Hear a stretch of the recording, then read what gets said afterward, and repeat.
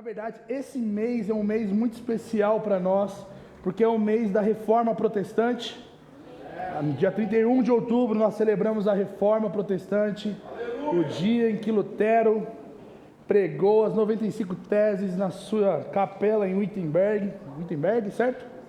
Não sei como falar em alemão, né? Wittenberg. E a partir dali nós vivemos um grande avanço, tanto no que diz respeito à missão de Deus, ao Evangelho, ao acesso às Escrituras Sagradas por meio dessa revolução que Deus fez na história da igreja. E nós queremos começar uma série hoje chamada As Doutrinas da Graça, uma série da Reforma Protestante. Bom, as Doutrinas da Graça você já sabe por quê, mas eu vou falar daqui a pouco. E eu queria que a gente lesse o texto de Efésios, capítulo 2, versículo 1 até o versículo 10, que diz assim: Ele vos deu vida estando vós mortos nas vossas transgressões e pecados, nos quais andastes no passado no caminho deste mundo, segundo o príncipe do poderio do ar, do espírito que agora age nos filhos da desobediência, entre os quais todos nós também antes andávamos seguindo os desejos carnais, fazendo a vontade da carne e da mente, e éramos por natureza filhos da ira, assim como os demais. Mas Deus, que é rico em misericórdia, pelo imenso amor com que nos amou, estando nós ainda mortos em nossos pecados, deu-nos vida juntamente com Cristo. Pela graça sois salvos. E nos ressuscitou juntamente com Ele, e com Ele nos fez assentar nas regiões celestiais em Cristo Jesus, para mostrar nos séculos vindouros a suprema riqueza da sua graça, pela sua bondade para conosco em Cristo Jesus. Porque pela graça sois salvos, por meio da fé. Isso não vem de vós, é dom de Deus. Não vem das obras, para que ninguém se orgulhe, pois fomos feitos por Ele, criados em Cristo Jesus para as boas obras, previamente preparadas por Deus para que andássemos nelas. Vamos orar? Pai, muito obrigado pelo privilégio de nós termos a Sua palavra sendo pregada na nossa comunidade, Senhor. O Senhor é o Deus que governa a Sua igreja e rege a Sua igreja por meio da pregação do Evangelho, por meio da pregação da palavra. E nós pedimos, Senhor, governa nossos corações nessa noite. Apruma os nossos corações da Sua vontade. Apruma, Senhor, o nosso senso de conhecimento de Deus, a quem realmente o Senhor é, não o que nós achamos. Cale as nossas opiniões agora e que a opinião de Deus sobre a Sua igreja seja elevada, Senhor. Que o Senhor seja conosco nessa série para a glória do Seu nome. Em nome de Jesus. Bom, doutrinas da graça, né? É o tema que nós vamos abordar durante esse mês. E o nome de doutrinas da graça é justamente para maquiar uma coisa chamada 5 pontos do calvinismo. Pegadinha, né? Isso mesmo, nós somos uma igreja calvinista. E a história dos 5 pontos não tem nada a ver com Calvino e nem com Armínio, porque ambos já estavam mortos. Tudo aconteceu ali por volta do século 17, com um grande evento na história da igreja reformada, que é o Sínodo de Dort, lá no país da Holanda. Uma cidade um dia foi invadida por alguns homens chamado movimento remonstrante. E esse movimento pregava algumas coisas divergentes da realidade do Evangelho e até mesmo do que se conhecia como prumo para a igreja até aquele tempo. Então, o sínodo normalmente, só para quem não sabe o que é um sínodo, normalmente é uma reunião entre clérigos e leigos para regular algo dentro da igreja. Por muitos outros momentos dentro da história, principalmente na igreja católica romana, houveram sínodos para que se fosse regulado algo dentro da igreja, alguma opinião da sua liderança. E no caso da Reforma Protestante, houve o Sínodo de Dort, que foi uma convocação para regular o que a igreja reformada cria a respeito da doutrina da salvação, sobre a soberania de Deus e a escolha de Deus versus a escolha humana. Isso foi um movimento muito, muito sério, meus irmãos, porque o movimento teológico despontado na Holanda, conhecido como movimento remonstrante, que a gente fala, era justamente pessoas que eram seguidoras, ou do partido, vamos dizer assim, do senhor Jacob Herman, ou Jacó Armínio, como a gente conhece no português, em que esse cara, ele tinha morrido já, mas tinha deixado algumas espécies de pensamentos, ou conglomerado de ideias a respeito da vontade de Deus e a vontade do homem, ou a soberania de Deus e a vontade do homem. E esse movimento, esses homens que seguiam Armínio, eles apresentaram objeções justamente a essas confissões, históricas e ortodoxas da igreja, e também a confissão belga, que era a confissão, vamos dizer assim, mais universal e aceita pelas igrejas da Reforma. Então, a confissão belga aconteceu lá para 1500 e pouco, nós estamos falando do ano entre 1618, quase 100 anos depois dessa confissão. As objeções que esses homens levantavam era justamente apresentando 5 pontos contrários à igreja, que já confessava a soberania de Deus e até mesmo reconhecimento da total depravação do homem no que diz respeito à salvação e à escolha da salvação. Então pensa bem, lá dos anos 300 e pouco, 380, que foi o ano mais ou menos em que Agostinho de Hipona fez toda uma tese rebatendo um outro homem chamado Pelágio, falando sobre a maldade do homem, sobre o pecado original. E se você quiser saber mais sobre isso, Escola do Cordeiro, óbvio, temos que falar, onde nós falamos um pouco mais sobre isso. Aliás, daqui 2 semanas nós vamos falar sobre esse tópico, então se você quiser se programar, fique atento. Daquela época, de 380 até aí o século XV, a igreja tinha como consciência que Deus, ele era soberano na obra da salvação. Só que esse movimento, ele estava ressuscitando algumas ideias da possibilidade do homem se envolver no projeto de salvação, ou na ideia de salvação, criando um movimento sinérgico, em que Deus salva, mas o homem tem que querer ser salvo, certo? E aí eles levantaram ali 5 ideias para falar sobre isso, e a primeira ideia era justamente livres para a graça, ou livres para crer, o que significa que o homem possui livre-arbítrio e pode escolher ser salvo ou não. E os arminianos, em tese, até assumem uma ideia de depravação total, ou seja, de que o homem é totalmente depravado, mas existe algum tipo de graça preveniente, em que essa graça capacita os homens a corresponderem à oferta de salvação. O segundo ponto é a eleição condicional, ou seja, Deus só salva quem quer, logo ele escolhe quem quer ser salvo, mas para escolher ser salvo, ele precisa que essa pessoa também queira ser salva. Então a eleição de Deus, o desejo de Deus de ser salvo, depende da escolha do homem em querer ser salvo. A outra coisa que eles falam é justamente a ideia da expiação universal, em que Deus morreu por todas as pessoas do mundo, indivíduo por indivíduo, ser por ser, só que eles podem ou não, por conta do seu livre-arbítrio, serem salvos. A expiação é universal, Deus fez tudo de fazer, agora o homem que tinha que fazer algo para ser salvo, escolhendo a salvação. E o último ponto é o cair da graça, ou segurança em Cristo. O que significa? Que a salvação está em Cristo. E quando o homem ele sai de Cristo, ou ele se desvia, ou ele peque, ele perde a sua salvação, e dependendo do pecado, ele pode perder a sua salvação e precisar retornar ao início de todo o processo de sua conversão.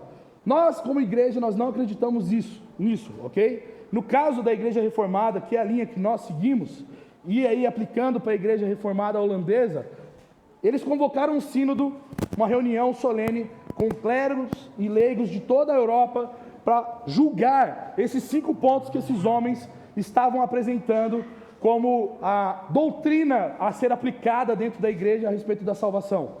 E aí, nós vemos nascer no Sínodo de Dort o que nós conhecemos como os 5 pontos do calvinismo, que todo mundo treme na base e acha que o calvinismo é só isso. Não é, tá? Mas quando diz a respeito da salvação, esses 5 pontos são extremamente importantes. E qual que é o primeiro? Depravação total. O homem é totalmente depravado e incapaz de escolher ser salvo. O segundo é a eleição incondicional, ou seja, Deus, em sua soberania, escolheu quem iria ser salvo, independente de qualquer ação humana ou qualquer tipo de vantagem ou desvantagem. Isso que significa eleição incondicional. Se o homem quer ou não quer, se Deus o escolheu, ele vai ser salvo. É basicamente isso.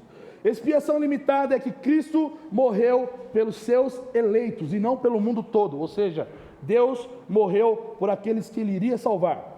A graça irresistível é justamente a ideia de que uma vez que Deus decidiu salvar o homem, Deus está pouco se importando com o seu livre-arbítrio, ele atropela o seu livre-arbítrio e te salva, porque as nossas escolhas estão suscetíveis ao pecado. E aí um homem que é pecador não tem a capacidade de escolher ser salvo, por isso que a graça é irresistível. E o último ponto é a perseverança dos santos. Esse é mais polêmico que tudo, que fala justamente de que uma vez que alguém é regenerado, uma vez que uma pessoa é salva e tem o Espírito de Deus nela, ela em hipótese alguma perde sua salvação. E o que aconteceu a partir então dessa reunião do sínodo de Dort, né? Primeira coisa que foi estabelecido o que nós conhecemos como tulipe, por isso que está essa tulipinha aqui, tá? Parece uma tulipinha, né? Poderia ser de frango, mas não é. É a tulipe, que significa justamente um acróstico de todos esses 5 pontos. Em inglês fica como tulipe. E esses 5 pontos são justamente baseados na soberania de Deus e na incapacidade humana de alcançar a salvação por si só. Eles foram uma resposta direta aos 5 pontos, ou às 5 teses arminianas, que enfatizavam o livre-arbítrio humano e a graça podendo ser resistida pelo homem. A partir do sínodo de Dort, meus irmãos, houve um exílio desse povo chamado remonstrantes, onde eles tiveram que ser excluídos da igreja holandesa, só que esse movimento continuou a desenvolver e refinar as suas ideias teológicas. Um dos caras mais importantes no movimento arminiano é o Simon Episcopus, acho que é assim que fala o nome dele, que é um dos teólogos mais proeminentes entre eles, e que ele escreveu várias obras que defendiam a teologia arminiana de forma mais sistematizada, e com o tempo esse movimento influenciou outros movimentos teológicos, e um dos mais predominantes é o movimento metodista. Então aquela igreja chamada metodista, wesleyana, surge justamente do movimento remonstrante. Em 1630, os remonstrantes foram autorizados a formar a sua própria denominação na Holanda, chamada Igreja Remonstrante, e essa denominação sobrevive até hoje, representando uma tradição teológica mais liberal dentro do protestantismo. E por que nós, como igreja, a Igreja Imago Dei, abraçamos o calvinismo? Por que nós não somos remonstrantes ou conhecidos como arminianos? A teologia reformada, meus irmãos, elas têm como base para falar sobre salvação a tulipe, que é uma expressão mais popular da teologia calvinista. Como eu falei, calvinismo não é sobre 5 pontos somente. Se você quiser aprender mais sobre calvinismo, tem um livro chamado Institutas da Religião, de João Calvino. Ele fala muito pouco sobre isso. Quem fala mais sobre isso são blogueiros e o pessoal da treta. Calvino mesmo não fala muito sobre isso, mas quando ele fala sobre a salvação, ele fala sobre a soberania de Deus, e ele cria um sistema teológico coerente e robusto com as Escrituras. Por quê? Esses 5 pontos fornecem uma explicação mais clara e detalhada da natureza humana, da graça de Deus e da predestinação. Ok? A teologia reformada, ela foi sistematizada por João Calvino, onde ele, como figura contemporânea de outros reformadores, como Lutero, como Zwinglio, como John Knox, teve um papel importante em criar uma confissão de fé mais encorpada, e podemos dizer que ele criou o primeiro documento teológico sistemático na era da Reforma. A Calvino é muito importante. O pessoal fala a igreja calvinista é uma igreja fria. Calvino foi o teólogo do Espírito Santo na era da Reforma. Nós temos ali no momento da Reforma, por volta do século XVI, século XVII, século XVIII, você vê Lutero enaltecendo a pessoa de Cristo como sendo Cristo o único suficiente e necessário para sermos salvos. Nós vemos outros reformadores falando sobre a necessidade do apego e da autoridade das Escrituras, mas Calvino, nessas institutas que eu estou falando para você, fala muito mais sobre o Espírito Santo do que qualquer outro assunto, tá? Então, quando nós falamos sobre esses homens que foram importantes para a Reforma, Calvino tem esse papel muito importante porque ele foca justamente em falar na soberania de Deus, na justificação pela fé, a autoridade das escrituras dentro da igreja, ou seja, quem manda na igreja não é o Papa, uma figura pessoal, mas as escrituras. O que as escrituras dizem é o que a igreja deve abraçar e obedecer, nada mais que isso. E é por isso que o movimento dos reformadores foi muito importante para a igreja. E o que eles fizeram foi preservar um sistema de governo da igreja voltado para um colegiado de homens, ou seja, quando nós tínhamos antes da reforma o Papa governando a igreja, agora com a reforma nós vemos um crescimento exponencial da forma de governar a igreja e trazendo mais pessoas para esse lugar, para que não fosse somente uma pessoa mandando na igreja. E aí é o que nós conhecemos como sistema de presbitério ou sistema presbiteriano, tá?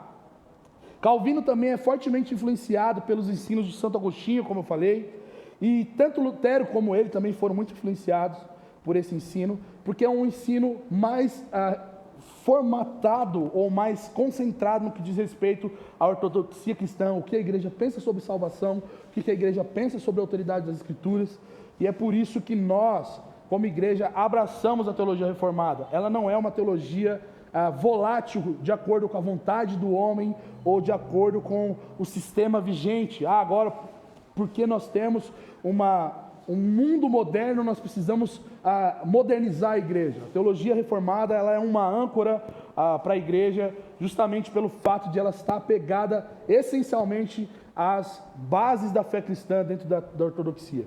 Como igreja, irmãos, nós não cremos na possibilidade do homem influenciar ou mudar o seu padrão pecaminoso por si só. E é aqui que nós começamos mais ou menos o que quero falar com vocês. O homem é totalmente depravado e totalmente dependente da graça e do agir de Deus para que ele seja salvo. Porque sem a graça de Deus e sem o agir de Deus, o homem, por ele ser moralmente... os demônios arminianos. Vamos trocar, vai. Por ele ser totalmente depravado, ele está inapto a ser salvo por si só. Por ele ser totalmente... Você não tem livre-arbítrio, rapaz, eu te desligo. É assim que funciona, tá?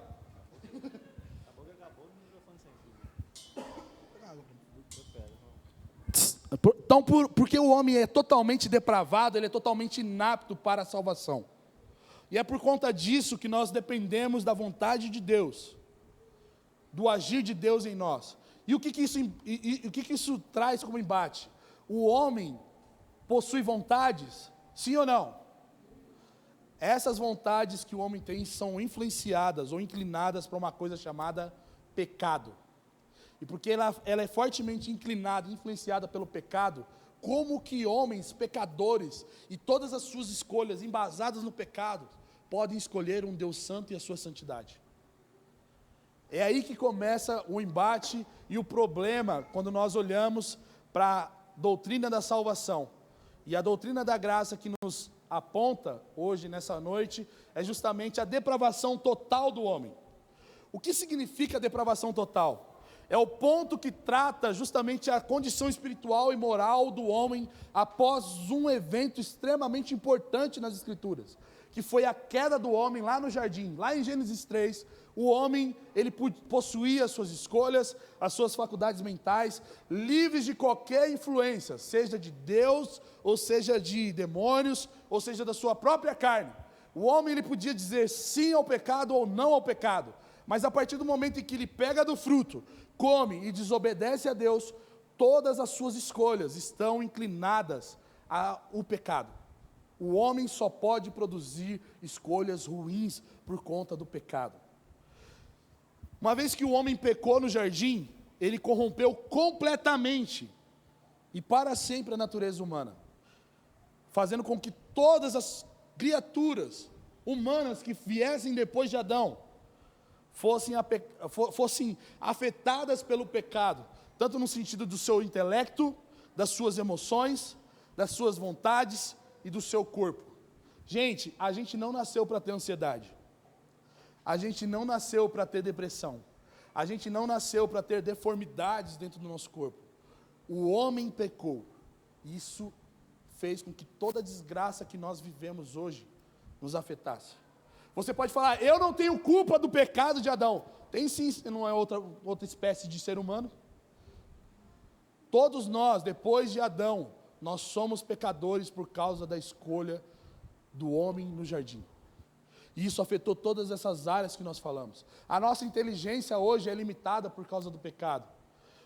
As nossas emoções, tudo que nós sentimos, talvez, a coisa mais pura e mais bela que nós podemos dizer que nós sentimos é o amor. Até isso não é aquilo que o homem sentia no jardim. Porque o homem podia ter todas as suas emoções, os seus sentimentos plenamente e totalmente se deleitando em Deus em perfeição, porque ele não tinha pecado. Mas agora, porque temos pecado, o nosso amor talvez não seja a mais perfeita essência do amor que Adão sentia no jardim. Tudo isso por causa do pecado. A doutrina da depravação total, que é um dos pontos do calvinismo, ou um dos pontos da doutrina da graça, vamos deixar assim para deixar menos pesado, né? Ensina que o pecado afetou todas as partes do ser humano. Não apenas as suas ações, mas também os seus pensamentos, os seus desejos e as suas decisões. Assim, cada ser humano está totalmente corrompido na sua moral desde o seu nascimento. É ofensivo falar que a Clarinha tem pecado, não é verdade? Você não viu ela nem cagando e jogando cocô na cara do Caco? Não é verdade? Já fez isso? É ofensivo você pensar que uma criança que não fala tem pecado. Mas sabe por que é ofensivo? Porque nós normalmente estamos com as lentes do pecado, achando que nós não somos tão ruins assim. Nós não somos tão pecadores assim. Mas a realidade das Escrituras aponta que nós somos pecadores desde o nascimento. É isso que Davi vai falar no Salmo 51, versículo, se não me engano, versículo 17, que ele diz assim: eu sou concebido em pecado. Ou seja, desde o concebimento, desde antes de você existir, moralmente ou intelectualmente falando, você carrega uma natureza chamada pecadora. E isso é um problema, meus irmãos. Mas agora, o que significa ser totalmente depravado? Significa que todo mundo é muito ruim, todo mundo vai matar todo mundo? Às vezes pode ser. Mas o que a gente pode entender? Que pessoas são totalmente depravadas, mas isso não significa que todas as pessoas são absolutamente más ou incapazes de fazer boas ações no sentido humano. O que isso quer dizer para nós? Porque o cara não é crente, ele não pode cuidar bem dos seus filhos? Porque o cara não é crente, ele deve ser infiel à sua esposa? Não é isso que fala a ideia da depravação total. O que a ideia da depravação total nos traz é que o que se afirma em boas ações, o que é boas ações de um ser humano, tudo aquilo que ele faz de bom, mesmo que seja bom e ótimo, existe um pequeno vírus, uma pequena mancha do pecado. E esse ser humano não pode, por si só, apagar essa mancha. Todas as obras que nós fazemos, a partir da velha criatura que nós éramos, tudo aquilo que nós fazemos, a partir da perspectiva humana, sem o agir de Deus em nós, meus irmãos, é manchado pelo pecado. E essas coisas são impossíveis, mesmo que você possa comprar milhões de cestas básicas e dar para milhares de pessoas, mesmo que você faça o melhor dos melhores, das melhores ações bondosas, tudo isso, sem um novo nascer em nós, não agrada a Deus e não é suficiente para chegarmos diante de Deus. Deus, eu fiz tudo que era bom, agora me dá a minha salvação. Deus, eu fui um bom cidadão, eu paguei meus impostos, eu votei no dia 6 de outubro, eu fiz tudo que era certo. Tudo que você fez de certo, existe mancha do pecado. E essas coisas que eu e você fazemos de bom, porque nós somos boas pessoas, não é capaz de nos dar, ou nos fornecer, ou comprar a salvação de Deus para nós. Os seres humanos, por si mesmos, não têm a capacidade de se voltar para Deus, ou de escolherem serem salvos, justamente porque eles carregam pecado. Isso é diferente de apenas dizer que as pessoas são pecadoras. Elas são incapazes de buscar a Deus ou responder ao Evangelho sem uma intervenção divina. Se Deus não se revelar para o seu amigo ímpio, tudo que você fizer de bom para convencê-lo não será suficiente. Tudo que ele fizer de bom não vai produzir salvação nele, meus irmãos. E é por isso que nós dependemos totalmente de Deus para a salvação. Porque a vontade humana está escravizada pelo pecado. E sem regeneração, sem o agir do Espírito Santo em nós, o homem jamais escolheria Deus por iniciativa própria. Eu sei que agora, talvez, pessoas em suas cadeias estão assim, é mentira o que ele está falando. Não tem problema você discordar de mim. Só que as Escrituras dizem que nós estávamos mortos nas nossas transgressões e pecados. A depravação total tem implicações profundas no que diz respeito à compreensão da salvação. Se o ser humano é totalmente depravado, logo a gente tem que entender que a salvação é completamente obra de Deus. O homem totalmente depravado não pode promover salvação ou prover salvação para si mesmo. Não existe espaço para qualquer mérito humano na salvação, a não ser o mérito de Cristo que morreu pelos nossos pecados. E a eleição incondicional é necessária, porque as pessoas não escolhem a Deus por si mesmas. O que isso significa? A eleição incondicional no que diz respeito a Deus olhar para nós e não ver se nós iríamos corresponder à sua salvação ou não.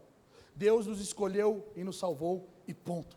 Se você esperneia, não quero ser salvo, se Deus decidiu que vai te salvar, meu irmão, você será salvo.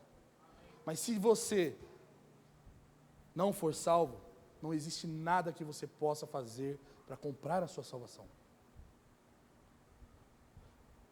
No jardim é onde nós morremos. E é aqui que nós começamos a olhar para esse texto. Porque esse texto de Efésios fala que Deus, Ele nos deu vida. Não foi nós que promovemos vida. Deus nos deu vida quando nós estávamos mortos. Paulo começa dizendo que recebemos a vida de Deus, não é a vida humana. A vida que Deus deu a Cristo, que Cristo tem agora nos céus, que é a vida eterna, onde a morte não o corrompe.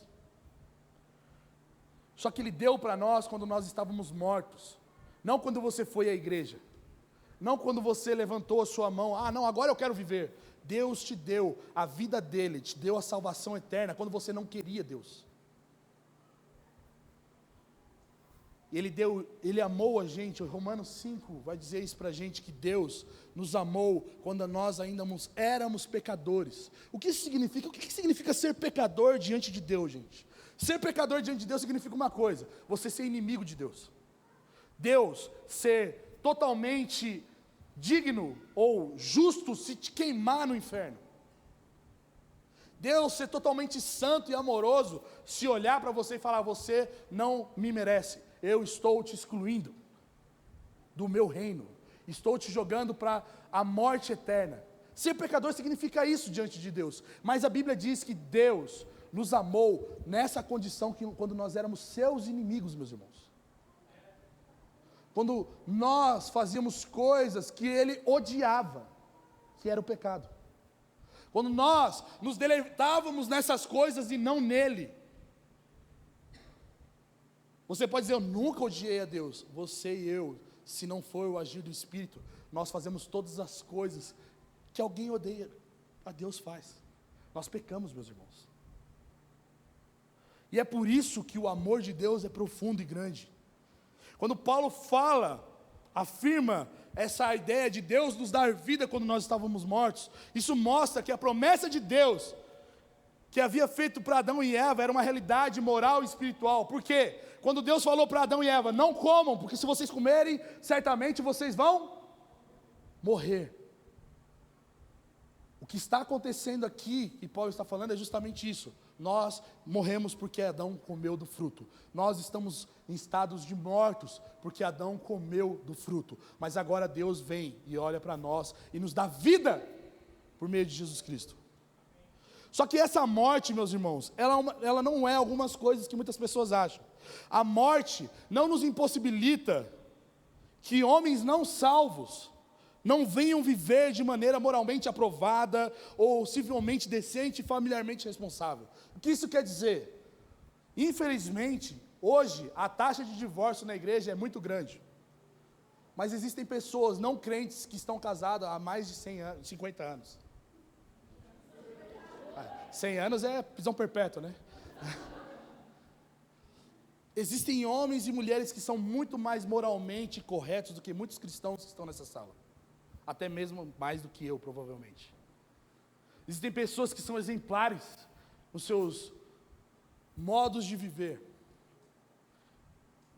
Dizer que essas pessoas estão mortas não inibe essa realidade que elas podem ser boas pessoas, seus melhores amigos, pessoas que você vai comer junto, vai fazer um churrasco e vai se divertir com ela. Mas se ela está morta, ela está indo para o inferno. Nós vemos homens não salvos tendo bons costumes. Sabe, o maior fenômeno da política brasileira hoje, que é o conservadorismo, ele é dominado por pessoas não cristãs. Como isso pode acontecer? Eu não sei.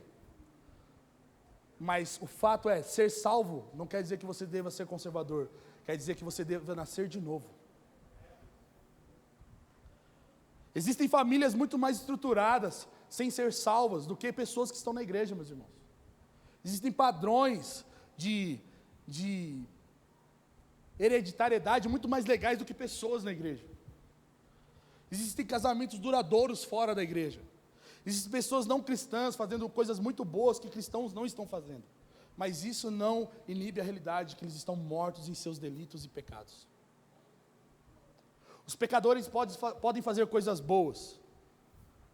E eles podem fazer coisas boas àqueles que lhes fazem bem, porque Jesus vai dizer isso em Lucas 6, versículo 33, até aqueles que são gentios dão pão para crianças em vez de cobra, aquela coisa que Jesus fala. E se os gentios, ou seja, as pessoas que não são cristãs, fazem coisas boas para os seus, por que o nosso Pai Celestial, que nos ama, não vai fazer coisas boas para nós? Olha o comparativo que Jesus usa, se as pessoas que não são as salvas, os ímpios fazem coisas boas, vocês acham que Deus, que é tão bom, não vai fazer coisa boa para vocês que são seus filhos? Isso nos evidencia que não basta ser cristão para fazer coisas boas. Pode ser humano.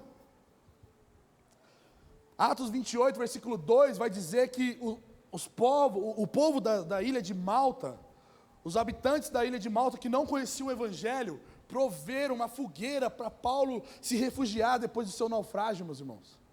Pessoas que não conheciam o Evangelho, pessoas que até então não eram salvas. Em todos os casos de coisas boas que acontecem com pessoas não salvas, isso não resulta e não muda a condição espiritual que elas estão, que é pessoas mortas.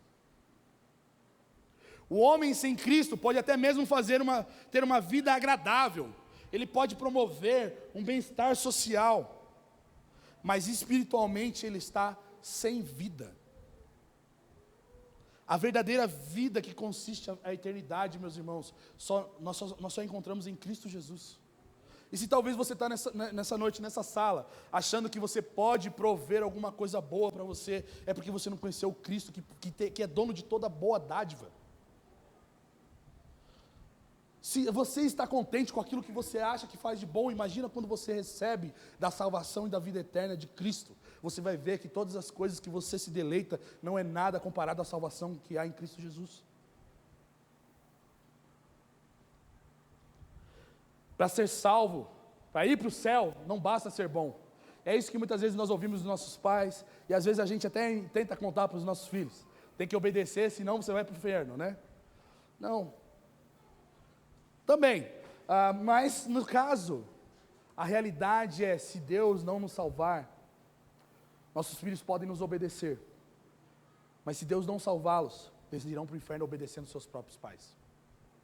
E é por isso que nós precisamos pregar o Evangelho, porque o Evangelho é o poder de Deus que salva o homem. Tendo em mente que a necessidade da santidade para nós sermos eternos, porque a Bíblia fala que sem santidade nós não vemos o Senhor. Não é possível que o homem venha prover santidade a partir de uma natureza corrompida, irmãos. Porque ele está morto. E sabe o que é mais triste? Deus não nos criou para estarmos mortos. O que nos mata é o pecado. E quando nós entendemos isso, que nós estamos mortos em nossos pecados e transgressões, sabe o que acende para nós? É que a nossa condição sem Deus é de desespero. Por quê? Paulo, nesse texto, está falando de uma posição desoladora, hostil, deplorável que estávamos antes de conhecermos a Cristo e não termos recebido a vida eterna de Jesus. O pecado, meus irmãos, ele desfigurou a imagem de Deus que nós tínhamos. O pecado nos tirou do lugar de vida eterna e leva todos os seres humanos à morte eterna. O pecado, gente, não é como uma dessas enfermidades que você toma um remédio e ela vai embora. Ela não é uma enfermidade que você contrai como uma gripe. É algo que todo ser humano está envolvido e que todo ser humano é culpado disso. Antes de Cristo, o homem é incapaz de entender e apreciar coisas espirituais. Ele não possui vida espiritual, por isso que ele não tem desejo pela vida eterna. Ele não pode fazer nada que possa agradar a Deus, porque ele está morto espiritualmente, e o que agrada a Deus são sacrifícios espirituais. Como que alguém morto pode prestar sacrifícios espirituais a Deus? Minha pergunta é, alguma vez você foi em algum caixão e falou para aquele seu tio que morreu, tio, levanta, e ele levantou, sem ser ressurreição e milagre? Tio, fala comigo. Alguma vez algum morto respondeu a algum estímulo? Sabe o que é triste da vida? É que quando as pessoas morrem, elas recebem todo tipo de afeto, emoção, palavras belas, mas aquela pessoa que está morta não pode corresponder. E da mesma maneira que essa pessoa morta não corresponde a nenhum estímulo nosso, no que diz respeito a estímulos físicos, abraços, choros, beijos, a morte espiritual é a mesma coisa. Um morto espiritualmente não corresponde a nenhum estímulo espiritual, meus irmãos. Mesmo que você faça orações, mesmo que você faça suas rezas, se você está morto espiritualmente, se você não foi vivificado pela vida de Cristo, isso não muda o seu estado real de morte e separação de Deus.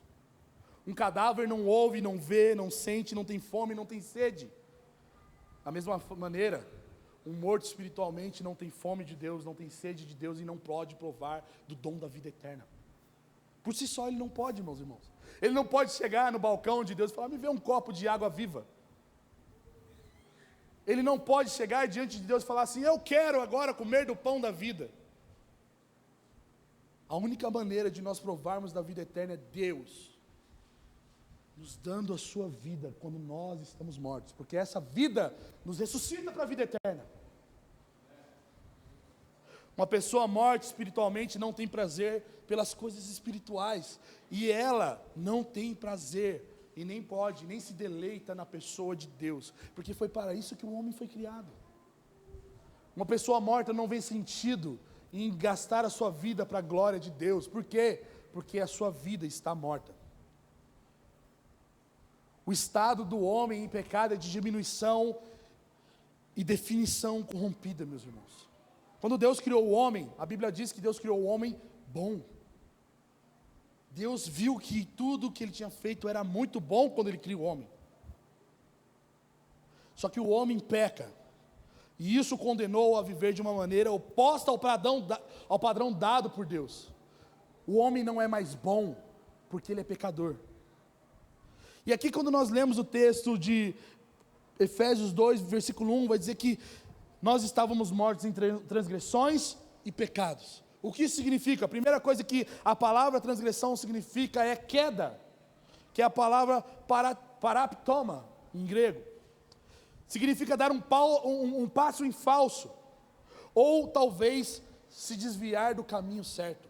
Ou seja, nós estávamos mortos em nossos pecados e transgressões, nós estávamos no caminho errado, nós caímos da posição que Deus nos fez para uma condição menor, nós fomos desnivelados por conta do pecado. E a palavra pecado aqui, que é a palavra amátia, significa errar o alvo, ficar aquém de um padrão, ou seja, por causa do pecado, eu e você não somos mais como nós deveríamos ser, porque pecamos. Deus criou o homem bom, o homem pecou. Agora o padrão de bom do homem não é o mesmo padrão que Deus criou como bom. Da mesma forma que a morte separa o corpo da alma, porque isso significa morte, morte significa separação. A alma não está mais no corpo. A morte espiritual, meus irmãos, separa o homem de Deus, que é a fonte de toda a vida eterna. É como se todo o mundo fosse um imenso cemitério, e cada pedra de túmulo que nós fôssemos ver, tivesse a mesma inscrição: morto por causa do pecado. Todos os homens, sem a vida de Deus, estão mortos. Todos os homens, sem o regenerar do Espírito Santo, sem o chamado para a vida eterna, estão mortos, e a causa disso é o pecado. E o pecado, meus irmãos, não é somente ações que nós fazemos, mas é a condição nata que o homem carrega. E é por isso que nós vemos Paulo dizer no versículo 2 e no versículo 3, que nós pertencíamos a esse lugar de morte. Nós não só estávamos, mas nós pertencíamos à morte. Todo aquele que está condenado à morte, meus irmãos, pertence a ela, porque é o estado em que ela fica, para sempre, se não for Deus. O pecado domina-nos com a morte. Deus não está morto porque não existe pecado nele. Logo, ele está apartado dessa realidade. Mas o homem tem pecado, e porque ele tem pecado, ele está morto. Existe morte no homem por conta do seu pecado. Paulo fala no versículo 2 que existe algo que nos puxava para o estado mortífero. Por isso que ele fala que nos quais andastes no passado, no caminho deste mundo, segundo o príncipe do poder e o do ar, do espírito que agora age nos filhos da desobediência, entre os quais todos nós também andávamos seguindo os desejos carnais, fazendo a vontade da carne e da mente. Paulo fala de uma força que nos puxa para essa realidade do pecado, como se houvesse um fluxo que todo homem segue, se não for o agir de Deus. Existe uma força da morte que movimenta o homem para esse lugar. E nós podemos citar então 3 coisas que Paulo vai dizer nesse texto. A primeira delas é o mundo. Ele fala sobre o mundo, o caminho deste mundo, no versículo 2. E o que seria o mundo? O mundo aqui é sinônimo da natureza criada por Deus. O mundo é o sistema que pressiona cada vez mais as pessoas para se conformar com os seus valores. É a ideia que todo mundo faz isso, por que você não faz? É natural que as coisas sejam dessa forma, por que você não é? Isso significa que o padrão desse mundo não é o padrão de Deus, não é o padrão que Deus havia feito. E esse padrão que nós entendemos como padrão que Deus fez, é o que nós aguardamos quando Jesus retornar e nos restaurar com uma nova roupagem, com um novo corpo, um corpo glorificado que Ele já tem. E por que nós aguardamos essa roupagem, esse novo revestir do homem? Porque agora, nós que fomos salvos, temos o Espírito de Cristo morando em nós. E esse Espírito faz com que nós venhamos provar da vida eterna nessa era agora caída. Por isso que as coisas desse mundo não fazem sentido para nós. Por isso que o mundo não consegue fazer com que nós sejamos arrastados pelo seu fluxo. Porque agora existe vida em nós. Porque o Espírito mora em nós. E porque o Espírito mora em nós, nós não somos mais dominados pelo mundo. Nós somos dominados pela vida de Cristo. Nós aguardamos a realidade que já existe em nós por meio do Espírito, de nós estarmos assentados com Cristo nas regiões celestiais. Nós temos saudade de um lugar que a gente não foi, mas a gente já aprova desse lugar porque Deus já mora em nós.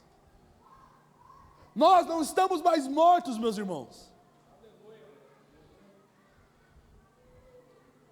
O mundo não vai nos levar segundo a sua onda, porque o que nos leva agora é o rio de Deus, por meio do seu Espírito que flui em nós. Sempre que os homens são desumanizados, pela opressão política, pela economia, pela questão moral ou social, e qualquer tipo de questão que o cerca, vem dessa realidade do mundo, a ação do mundo, fazendo com que ele seja um escravo cultural da realidade que ele vive. Só que quando nós somos invadidos pela vida de Deus, nós não somos mais escravos cultural desse mundo. A segunda coisa que Paulo fala que faz com que nós estejamos escravos ou presos ou dominados pela morte, é justamente o príncipe do poderio do ar, ou seja, Satanás. Além de um padrão contaminado, ou seja, do mundo seguir um fluxo totalmente estranho, esse fluxo ele é dominado, ou obedece à ordem de um senhor, e esse senhor é Satanás. Eu sei que muitas vezes a gente é sensacionista para a ideia do diabo, né? A gente acha que o diabo não existe, a gente ignora a realidade do diabo, mas nós como cristãos, sabemos que o diabo ele é um servo do Senhor, ele serve os propósitos de Deus. Ele é aquele que Deus determinou o seu fim, mas determinou o seu limite. Ele não toca naqueles que são eleitos do Senhor. E é por isso que muitas vezes os cristãos acham que não existe diabo. Mas a realidade das Escrituras dizem que agora o mundo sofre porque existe um Senhor que domina sobre eles e não é Deus. As pessoas que estão mortas em seus pecados e transgressões são escravas, além do mundo, de Satanás. Ele faz com que esse domínio, esse padrão, seja ampliado e ela seja atuante naqueles que são incrédulos da verdade de Deus. Porque pessoas não conseguem ser salvas por si só, porque o mundo faz com que elas sigam a escravidão cultural, e essa escravidão cultural é promovida por Satanás. Ninguém, a não ser Cristo, toma das mãos de Satanás e do mundo essas pessoas que estão mortas em seus delitos e pecados. Elas não podem sair desse lugar porque elas estão mortas. Morto não corresponde a nada. O diabo, ele é o patrono dos desobedientes, é isso que vai dizer o texto. Ele age sobre os filhos da desobediência. Ele rebelou-se contra Deus, e agora deseja que os homens também desobedeçam a Deus, porque quanto mais os homens desobedecem a Deus, mais eles trocam ou mancham aquilo que nós chamamos de imagem de Deus no homem. Quanto mais o homem se suja no pecado, meus irmãos, quanto mais existe produção de pecado no mundo, mais existe uma deturpação, uma troca do sentido de imagem de Deus. O diabo, ele é um inimigo invisível, mas ele é real. Ele não dorme nem tira férias, mas o pastor precisa tirar férias, tá, irmãos? Lembre-se disso. Ele é o violento como um dragão, e ele é venenoso como uma serpente. Ele ruge como um leão, mas ele se apresenta travestido de luz, de um anjo de luz. Ele promove engano e faz com que homens cada vez mais se afundem em sua morte. É isso que Paulo está dizendo para nós no versículo 2, que as pessoas estão mortas porque existe um senhor da morte sobre elas, e ele é o Satanás. A terceira coisa que Paulo vai dizer também que escraviza o homem é a carne. A carne não é só o corpo, meus irmãos, mas a nossa natureza caída, com qual nós nascemos, e ela que deseja controlar tudo aquilo que a gente sente, tudo aquilo que a gente pensa, fazendo com que nós venhamos desobedecer a Deus. Há um impulso no nosso interior, um impulso para a gente fazer o mal. O mal não está apenas nas estruturas exteriores, não é só o diabo que faz você pecar, o seu corpo, a sua natureza deseja pecado se você está morto. Porque às vezes a gente fala, quem fez o homem adulterar? O diabo. Não, existe uma corrupção interna dentro do homem. Existe um desejo interno pecaminoso que quer ser saciado, e é por isso que nós vemos as pessoas pecarem. Procede do interior do nosso próprio coração, meus irmãos. E todos esses fatores que eu falo para vocês, carne, Satanás e o mundo, nos faziam por natureza filhos da ira de Deus, é o que vai dizer no versículo 3. Éramos por natureza filhos da ira. O que isso quer dizer para nós? Que nós somos totalmente depravados, dignos e merecedores do inferno, dignos das mais densas iras de Deus sobrecaindo sobre nós.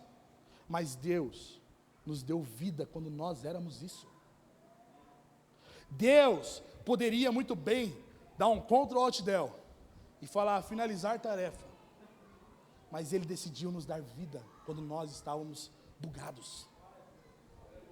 Deus decidiu nos amar quando nós estávamos ruins. Só que isso não inibe a realidade de que o homem não pode mudar a sua natureza. E é por isso que nós recebemos a vida de Deus, uma nova natureza, uma nova vida. Porque nós estávamos mortos. E sabe por que nós recebemos a vida de Deus, meus irmãos? O motivo pelo qual nós recebemos a vida de Deus. No versículo 4 vai dizer que Deus, rico em misericórdia e amor. Rico em misericórdia e amor. Isso é o motivo. Deus, Ele é tão rico em misericórdia e amor, que Ele é generoso em dar misericórdia e amor a nós que éramos mortos, pobres pecadores. E sabe o que é belo disso? Porque nós estamos em uma cultura de meritocracia. Nós precisamos merecer para ser amados. Nós precisamos fazer por onde para sermos satisfeitos. Deus quebra esse padrão, nos dando seu amor e sua misericórdia, nos fazendo vivos novamente. Onde a misericórdia de Deus moveu, Deus em nos dar vida juntamente com Cristo, o que nós ganhamos, meus irmãos? O que fez Deus amar a gente? O que fez Deus dar a sua vida para nós? Não foi porque a gente marcou de ir no culto à noite. Não é o que nós somos ou deixamos de ser que fez com que Deus nos amasse. E aqui eu quero dizer para você que não é um apelo para você deixar de ser uma boa pessoa, começar a pecar para caramba. Não é isso que eu estou querendo dizer. É que se você fosse alguma coisa legal, ou você não fosse, isso não diminuiria a generosidade, da misericórdia e do amor de Deus sobre você. Não é o que você faz, ou você deixa de fazer. Não é o quanto pecado você deixa de pecar. É a generosidade do amor e da misericórdia de Deus que nos dá vida, meus irmãos. Não são as regras morais, os padrões humanos que nós imputamos como meritocracia. Eu não vou beber porque Deus vai me amar mais. Eu não vou comer carne, eu vou ser vegano. Não é sobre isso que fez o coração de Deus se mover. Sabe o que fez Deus se mover em nos amar, meus irmãos? Ele mesmo. Porque Deus é amor, Deus é misericórdia, são atributos de Deus. E esses atributos são partes do seu próprio ser. Porque Deus é amor, Ele ama a gente. Não é porque o que nós fizemos, Deus ama porque Ele é amor. Deus demonstra misericórdia não porque a gente pediu, Deus socorre a gente. Não. A gente estava morto. Deus só demonstrou misericórdia por nós porque Ele é misericordioso. A vida que recebemos é a vida de Cristo, que contém o amor e os dons celestiais que Cristo tem de ser Filho de Deus. E essa vida, meus irmãos, que nós recebemos de Deus, ela é mais forte que a natureza corrompida que nós carregamos, ou que nós éramos escravos antes. Ela nos ressuscita para uma vida espiritual que prova deleite de Deus. Ela nos dá a santa expectativa de que um dia, esse corpo que faz só caca, um dia não vai fazer mais isso. porque nós aguardamos a era vindoura em que toda a perfeição tomará tudo aquilo que é imperfeito, mas nós aguardamos isso porque algo perfeito está dentro de nós, e isso é a vida de Deus. Deus fez com que nós, estando nós ainda mortos em nossos pecados, recebêssemos a vida que Cristo já tem. E é por isso que Paulo vai dizer no versículo 5 no final, que pela graça vocês são salvos. Não é pelo que você fez, não é pelo que você gostaria de fazer para Deus. Poxa Deus, eu queria te agradar mais, mas está difícil. Deus é amor e misericórdia, é por isso que Ele demonstrou isso para nós. É por isso que Ele deu sua vida para nós. E o motivo de nós estarmos vivos, meus irmãos. Versículo 7 ou versículo 9 vai dizer assim: para mostrar nos séculos vindouros a suprema riqueza da sua graça. O que isso quer dizer para nós? Que Deus nos amou tanto, nos deu a sua vida, nos vivificou para a sua glória, e essa glória é a demonstração de que nós não estamos mais à mercê das coisas desse mundo. Nós somos salvos agora como um sinal da graça de Deus para perdidos serem encontrados. Ou seja, não é só porque eu sou o pupilo do amor de Deus, é para que pessoas mortas, quando toparem conosco, provem da vida eterna que Deus nos deu. É para que nós possamos falar para os mortos assim: eu vivi, você pode viver. Cristo é a solução, Cristo é o dono da vida, e Ele te chama para a vida hoje. Nós somos o sinal da graça de Deus, do agir da graça de Deus, quando nós somos encontrados pela salvação. Mas também, nós somos um sinal, para no dia do juízo, quando Deus chamar os homens que estavam mortos em seus delitos e pecados, e forem condenados para a morte eterna, eles não dizerem: mas Deus, nós nunca soubemos, nós nunca topamos com essa ideia de vida eterna. Deus, o Senhor é injusto, porque o Senhor não deu vida eterna para os humanos. É mentira, porque homens foram salvos com essa vida eterna. Deus usará de nós como sinal, mostrando quão justo e santo Ele é, e quão poderoso Ele é para tirar o homem de estado pecador para estado de santo, porque é isso que Deus faz. Nós somos salvos, irmãos, não porque nós merecemos, nós somos salvos para provar e mostrar a bondade de Deus sobre nós. É isso que Paulo está falando, para mostrar nos séculos vindouros, ou seja, o que vai acontecer daqui para frente não importa, o que importa é que Deus decidiu salvar pessoas que estavam mortas em seus delitos e pecados, e a maior prova disso sou eu, o pior dos pecadores, sendo salvo, para que outros possam conhecer a salvação e a vida eterna. O meio que nós recebemos essa salvação, no versículo 8 fala para nós, que é pela graça que nós somos salvos. O que isso quer dizer para nós, meus irmãos? A palavra graça, ou aqui Paulo vai dizer também que isso é dom de Deus, é a palavra carisma, que significa dom. Mas que dom é esse? A palavra dom significa presente. Nós não somos salvos porque nós juntamos um punhado de obras e falamos: me troca por salvação.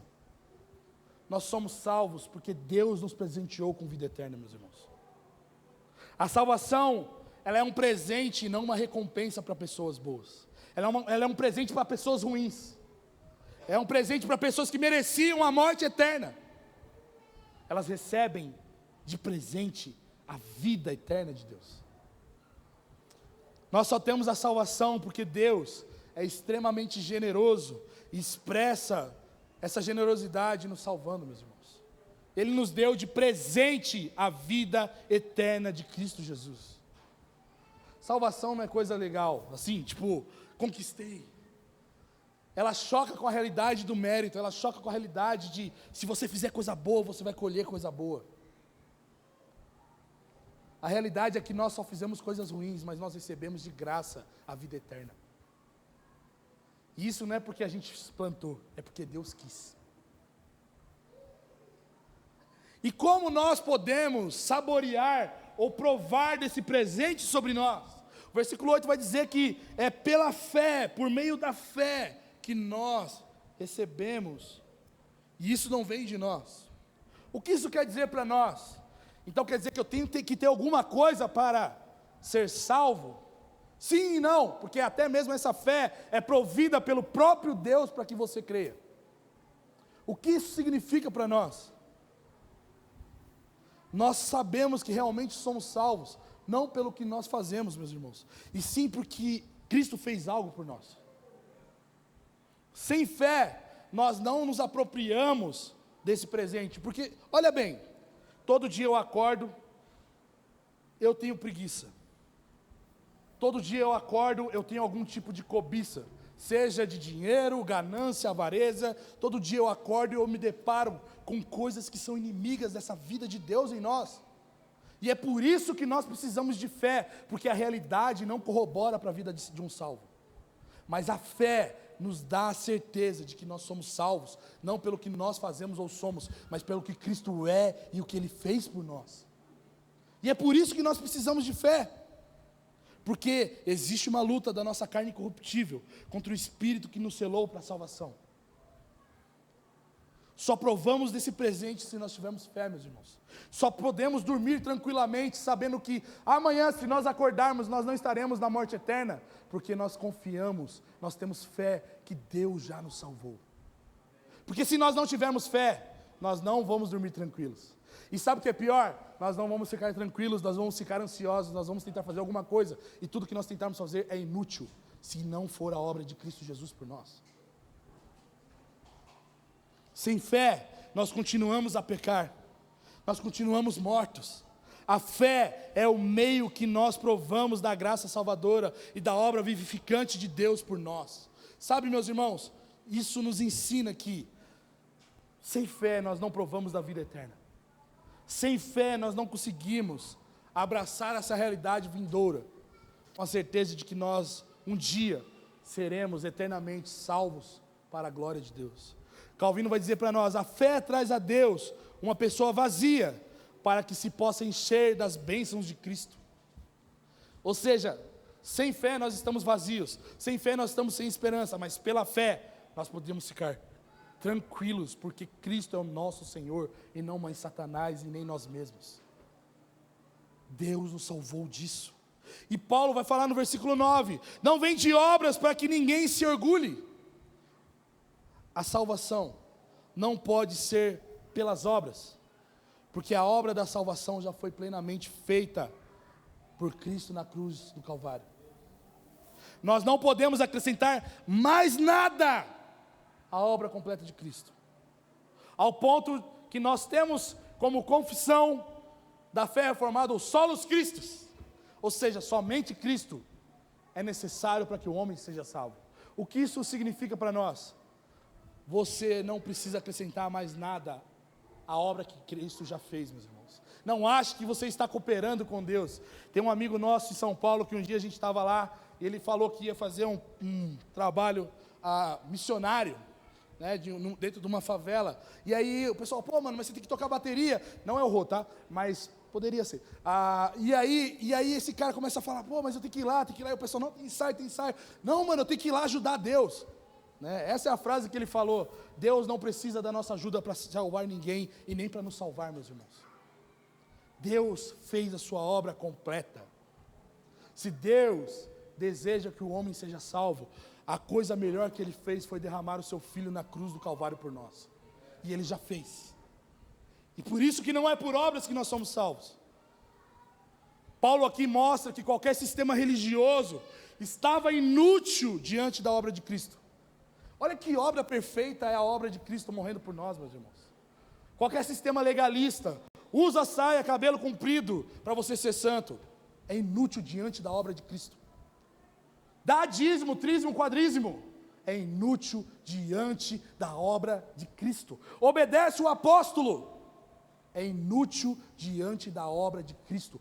Nada que nós podemos fazer vai acrescentar algo na obra salvadora de Jesus.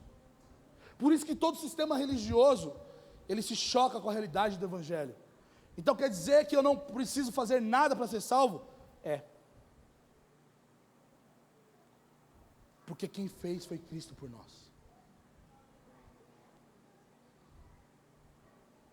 E sabe quem recebe a glória da salvação? Não é eu e você. Por isso que não é por obras. Mas a obra de Cristo é perfeita e é a Ele que nós glorificamos. Quando nós somos salvos, a glória é de Cristo. A glória sempre será de Deus. E como nós terminamos então, irmãos? Versículo 10 diz que nós somos feitos por Deus, ou somos suas criaturas, ou somos suas feituras, não feiuras. Algumas versões vão dizer suas feituras.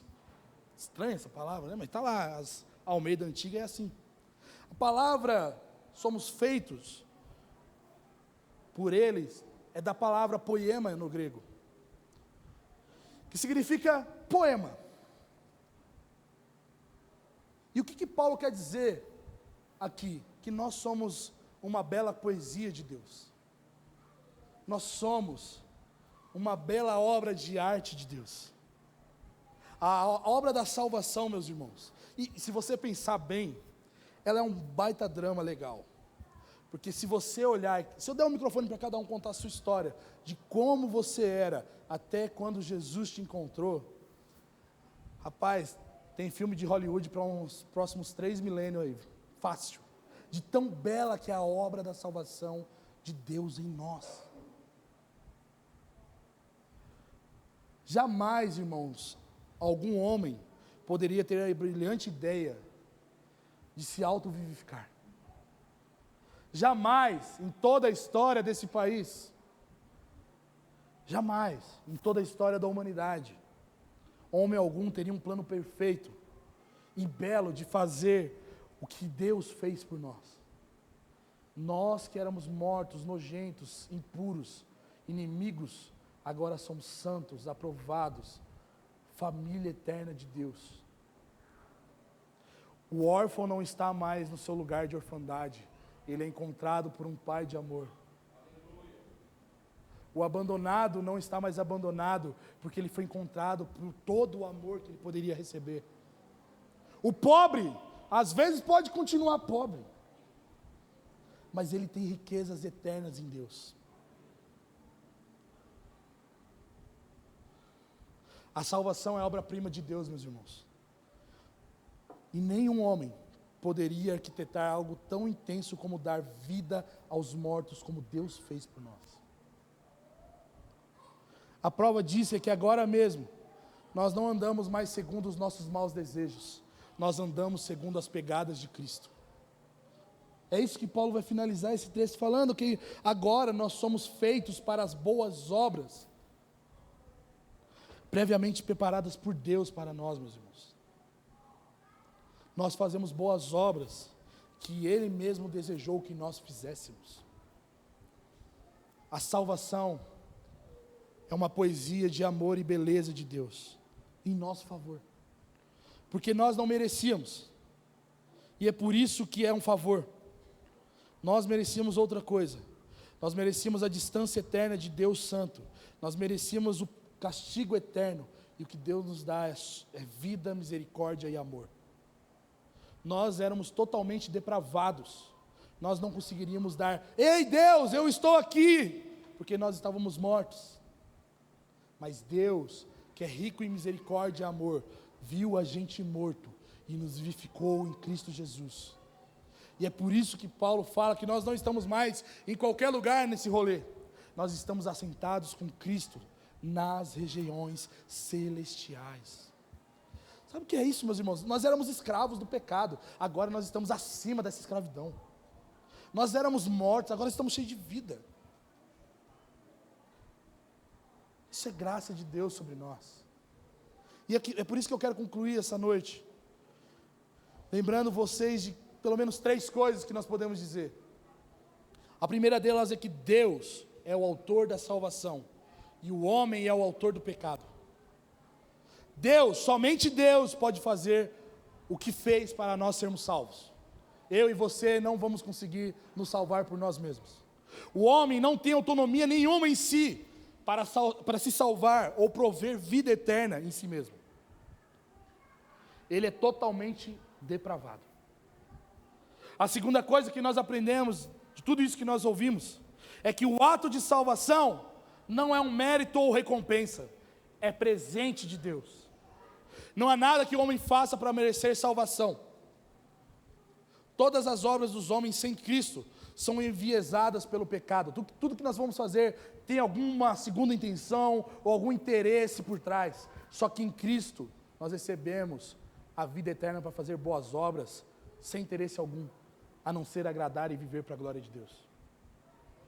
O pecado que fazemos não nos dá a condição para merecer, mas de carecer a salvação, meus irmãos. A misericórdia e o amor de Deus triunfou sobre a morte que nos dominava. A terceira coisa que nós entendemos é que a glória da salvação sempre será de Deus. Um dos pilares da reforma é só lhe deu glória, nos mostrando que Deus é o único merecedor da glória da sua vontade sendo executada em nós e em nosso favor. Nós não recebemos ou vimos a vontade de Deus a ser cumprida em nós por nós mesmos, mas porque Deus, em sua misericórdia e amor, fez com que ela fosse executada e cumprida em nós, nos salvando. Nossa salvação expressa a graça de Deus, a misericórdia e o amor de Deus para com pecadores, e os mesmos são indesculpáveis nos dias do juízo de Deus. Naquele grande dia nós não vamos poder ouvir dizer que Deus foi injusto, porque Ele não me salvou. Ele salvou quem Ele quis. E quem Ele não quis salvar, bom, deixa para a escola do Cordeiro.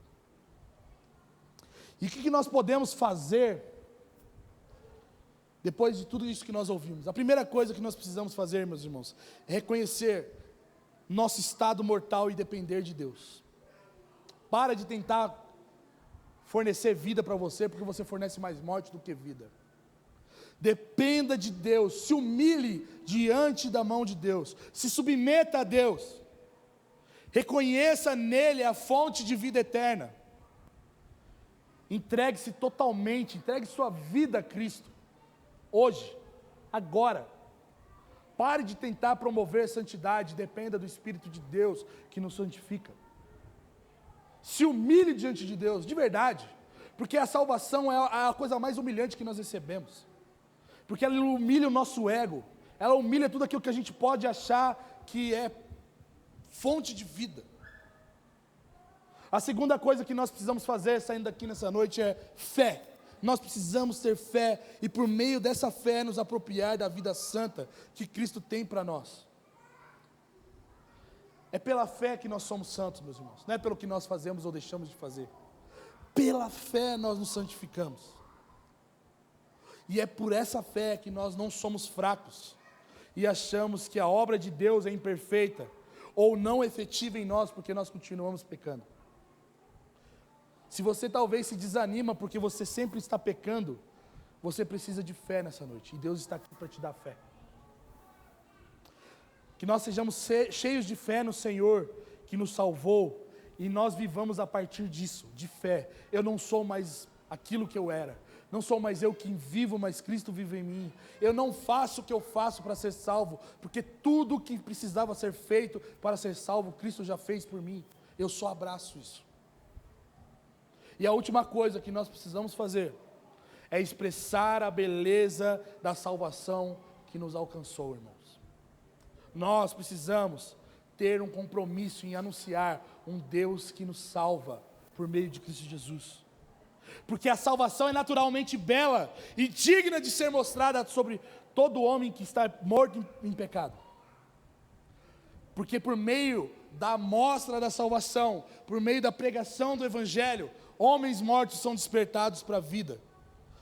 E nós precisamos sair daqui hoje comprometidos em expressar essa vida que nos alcançou. Eu queria que você ficasse de pé no seu lugar, e nós já vamos encerrar.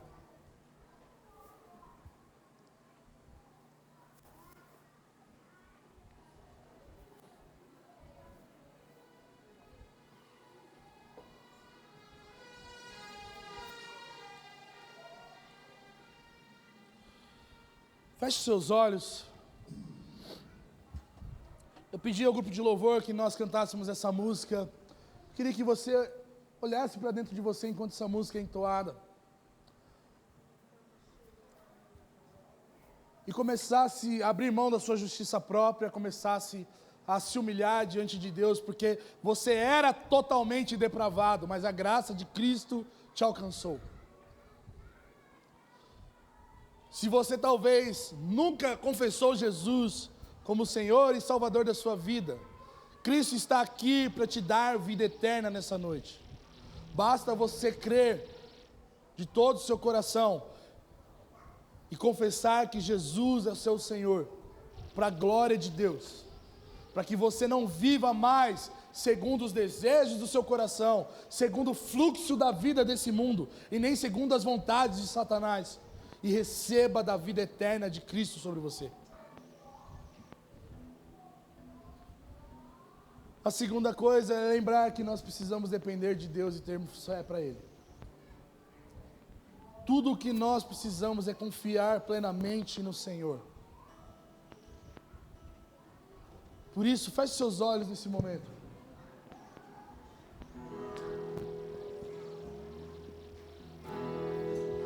Eu vou ficar aqui, perto de você,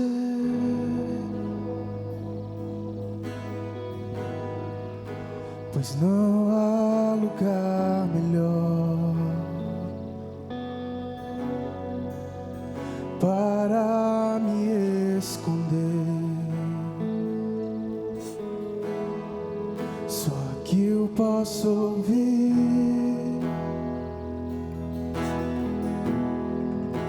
o seu doce som que ecoa pelo universo e atinge o meu coração.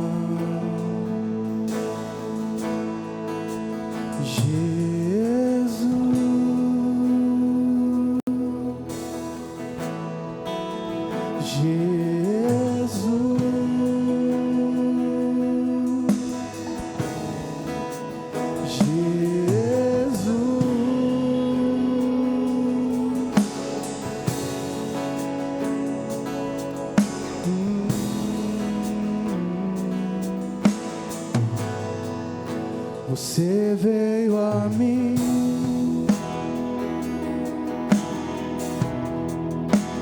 e me tocou,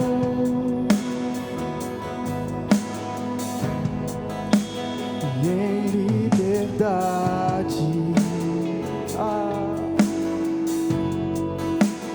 eu aprendi a amar os caminhos de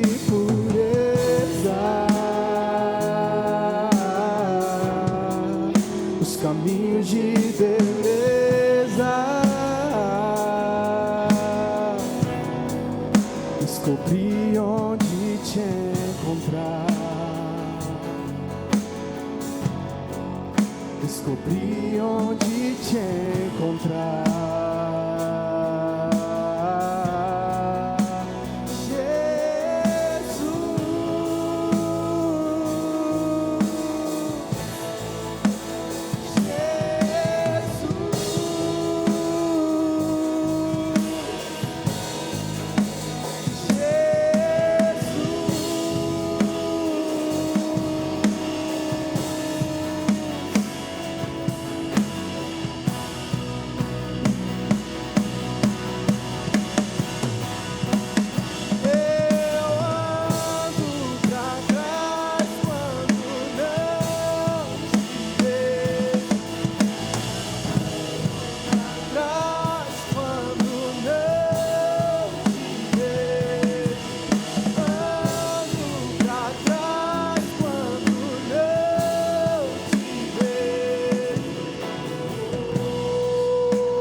Talvez você entrou aqui nessa noite sem fé em Jesus, talvez desanimado, abatido, e isso te coloca em condição de questionar a fé no Senhor, de que Ele é poderoso para te salvar. Senhor quer te encher de fé nessa noite. Se talvez você olha para dentro de você e não vê fé, levante suas mãos, eu quero orar por você nesse momento. Pode levantar a sua mão, eu quero orar por você. Levante sua mão bem alto, bem alto, bem alto. Vamos reconhecer, ser humildes diante de Deus. Pai, nessa hora eu oro pelos meus irmãos pedindo o seu favor. O Senhor é aquele que nos convence, que nos faz crer no Senhor. E eu oro pedindo que o Senhor enche os meus irmãos de fé nessa noite, Senhor. Fé na obra salvadora de Cristo Jesus. Fé que o Senhor nos salvou para a vida eterna, para a sua glória, Deus. Em nome de Jesus, encha-os de fé, Deus. Promova a fé agora nos corações fracos, e que essa fé fortaleça os meus irmãos para continuar firmes na jornada, vivendo segundo as pegadas de Cristo Jesus, não vivendo segundo o curso desse mundo ou dos maus desejos, mas seguindo agora, vivendo para a glória de Deus por meio do Espírito de Deus. Capacite-os com fé nessa noite, Deus, em nome de Jesus. Aleluia. Queria chamar os elementos da ceia nesse momento. Se você está com seu filho, pegue ele agora e fique com ele nesse momento.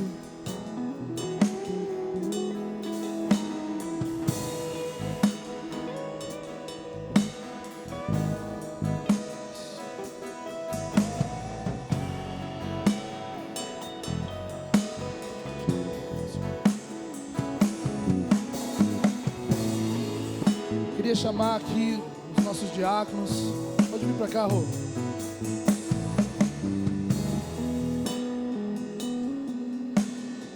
Vamos estender as nossas mãos e vamos orar por esses elementos. Vem para cá, pode vir para cá, pode vir aqui no meio aqui. Isso. Vem para cá, Rô.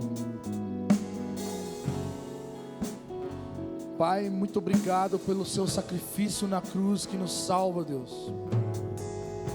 Obrigado, Deus, pelo seu amor generoso sobre nós, Deus. Obrigado porque o Senhor morreu e padeceu na cruz pelos nossos pecados, para que nós vivêssemos eternamente contigo, Jesus. Nós bendizemos o seu nome, nós bendizemos a obra salvadora de Cristo, reconhecendo toda a santidade em Jesus, que morreu pelos nossos pecados, e reconhecendo que nós não merecíamos, mas o Senhor nos deu de graça e favor, Deus. Nós abençoamos e consagramos esses elementos para a sua glória, em nome de Jesus. A ceia do Senhor é um banquete para todos aqueles que são salvos em Cristo Jesus. É um momento em que nós celebramos a morte de Cristo que nos deu vida. E eu queria que você que faz parte dessa comunidade não deixasse de participar.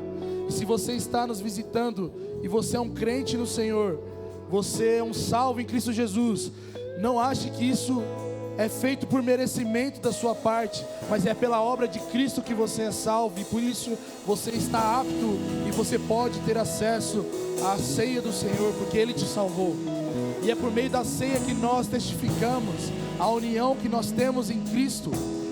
É por meio da ceia que nós testificamos que nós estamos unidos a Cristo e nada vai nos separar dele. Então eu queria que você tomasse desses elementos nessa noite.